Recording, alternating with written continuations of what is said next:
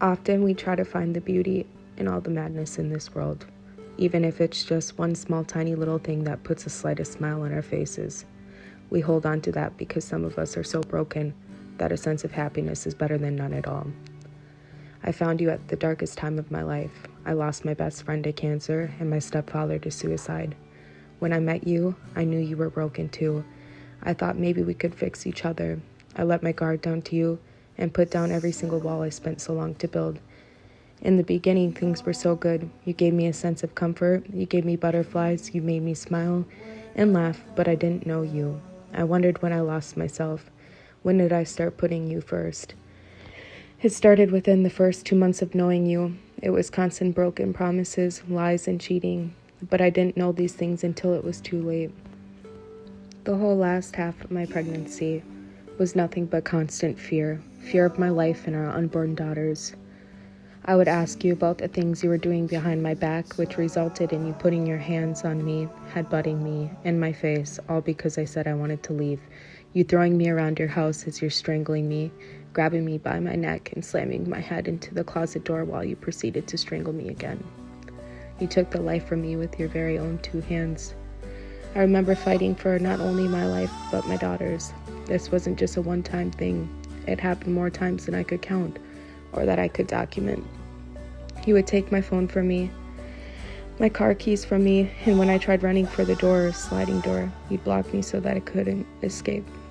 You held your fist up to my pregnant stomach because I said I wish I wasn't pregnant by you, and threatened to kill me and our baby. You made threats that if I were to tell anyone that it wouldn't be good. You threatened to kill me multiple times while I was pregnant, afterwards as well, and said you'd make it look like I committed suicide, or that you'd kill me and then yourself. You threatened to kill my family and anyone that I love. You put in my head that it was my fault for what you were doing to me and that I talked too much shit. I remember begging you to just let me go and that I was only 20 years old. I even tried to compromise with you. After having our daughter, I thought things would change, but they only seemed to get worse. When I ended up finding about everything you were doing behind my back, it wasn't just one girl now, it was multiple. You're probably wondering why didn't I leave then? You had a way with your words, always knew how to reel me back in and make me somehow believe you were going to change. I remember feeling so broken the first time you put your hands on me after I gave birth to Elena, our daughter, because I had so much hope that things were going to be different, that they would be better. I believed that you'd have more respect for me after watching me give birth to our daughter, but again, I was wrong. You continued to do the same things to me, but it started getting worse. I could see evil in your eyes and that you wouldn't think twice about killing me. You left bruises on my neck that either looked like hickeys or your handprint.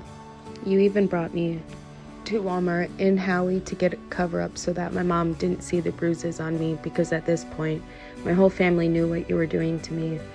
After realizing that the marks couldn't be covered up easily from you strangling me with your hands, you instead started to use your knee or your t-shirt that you ripped off of you and wrapped around my neck, saying, "Now I have to kill you, bitch," because you thought that there was no coming back from what you did to me that time. I was unable to move.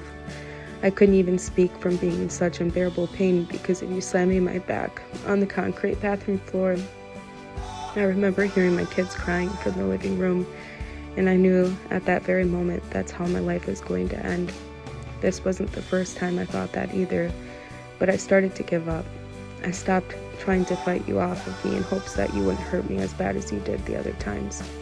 I remember even giving up because I knew that if you just killed me, then I wouldn't have to go through it anymore, and it breaks my heart to say that because I have 2 of the most amazing and beautiful children that needs their mom, but they didn't deserve a life like this. I prayed to God many times to give me the strength to overcome all of this while you were taking my very last breath from me. And even when you weren't putting your hands on me, just being with you, I could still feel your hands wrapped around my neck and you strangling me. You suffocated me, you held me hostage, and you took 2 years of my life.